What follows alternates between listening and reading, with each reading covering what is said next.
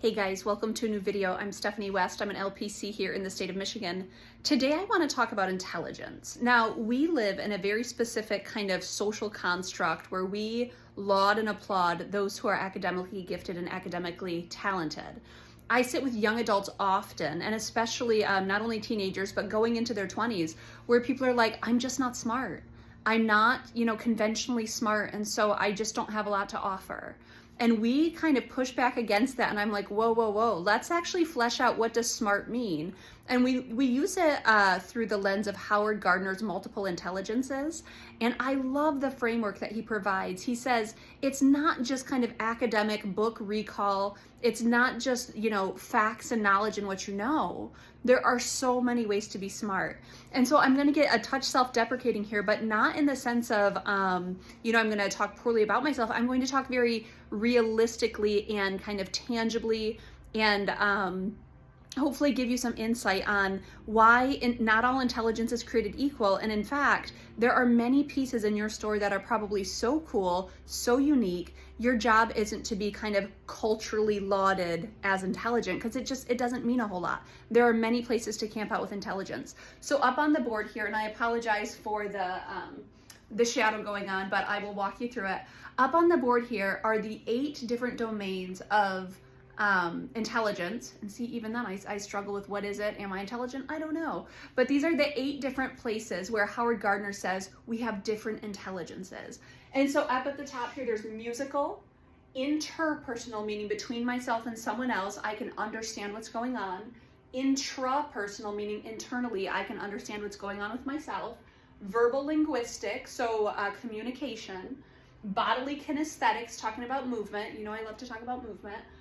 Visual spatial, it's talking about like, creating things, and are you good with, distance? Are you good with conceptualizing, things like that? Logical mathematical, which is exactly what it sounds like if we're being logical. And then naturalistic.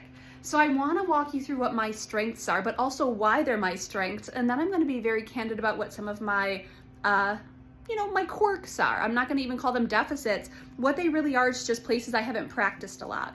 So if I were looking in my history, it certainly makes sense that I am very verbally linguistically strong. I've had 12 years of education as a teacher, so I've been asked to public speak for a very long time, so I've crafted that skill. I'm good at writing and communication. Well, good is relative too, but I'm very practiced in that area. It is a strength of mine, and that's just because I've spent a lot of time practicing there. Now, intrapersonal, I would say over the last 5 years, getting to know myself as I've gone through kind of the clinical training of what's going on, with body, mind, and spirit, and then I've tuned into myself, I've become very wise and discerning and intelligent in that area. There's still a ways to go, but I've made great strides. Interpersonal. I've worked with students, I've worked with people. Frankly, part of my kind of complex PTSD past means I've been hyper vigilant. And so I've been, over kind of assessing situations and people for a very long time. It's a well-practiced area. So I'm very good at that skill. Now, some of the things I'm less skilled at would be musical. I wish I knew how to play an instrument. And actually I visit with a gal on Fridays, and she's a pianist. And I love sitting there and listening to her play. It's such a beautiful art form. One day I'd like to play an instrument, but I'm going to have to practice a lot for that to be true. Right now, I'm not very musically intelligent.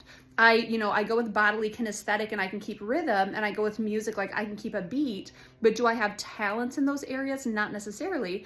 I haven't practiced that either. I look up here at visual spatial. This one makes me giggle every time, because if you ever saw my Fusion driving down the road, you would notice there's 3 or 4 distinctive bumper dents going on. Every one of them from their own encounter of backing up into something. It's a gift that I have. It's a quirk that I possess. Visual spatial, not very good at that one. Now, could I grow in that skill? Sure, but it would take a lot of practice.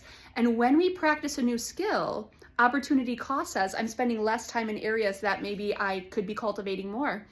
So I don't spend a lot of time kind of punishing myself for not being very visually spatially oriented. It's not something that really sticks out to me as important right now. When I look up here at logical mathematical, I can file my own taxes.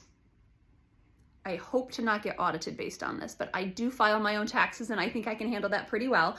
Kind of some of my OCD tendencies, I'm a counter. And so I'll be working out and I'll be like, oh, you're 45% of the way through, you know, keep going. Okay, you're 60% of the way through, keep going.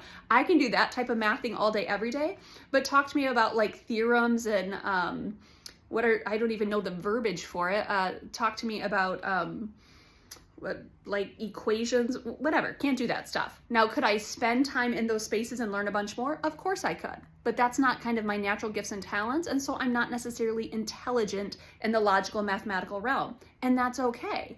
Now, the last one here, naturalistic, I saved the best for last because for me, that's one of my Achilles. That's one of the things that makes me saddest is if it's green and if it's alive, I will turn it dead. That's what I do. Could I grow in skills there? Absolutely.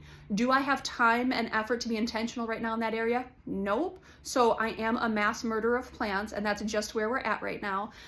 So if someone wanted to like be better than me at something, that's an easy win. I can't, compete with you in that domain at all. But what I want to say is we have to expand out our understanding of what is intelligent. I am verbally linguistic, I am interpersonal and intrapersonal, but I struggle with visual spatial. I'm not really good. I can do bare bones with mathematical logical. I am a no-go with anything naturalistic by and large. That's what's so neat about human diversity. You don't have to be good at all of the things. You've got to find your things and get good at them, which means practicing over time. So we've got to stop comparing ourselves and we've got to stop making blanket statements. See, I'm so good with linguistics, right? We have to stop making blanket statements of I'm just not smart. I don't see myself as intelligent. According to kind of the reference points of the culture around me, I don't have a lot to offer.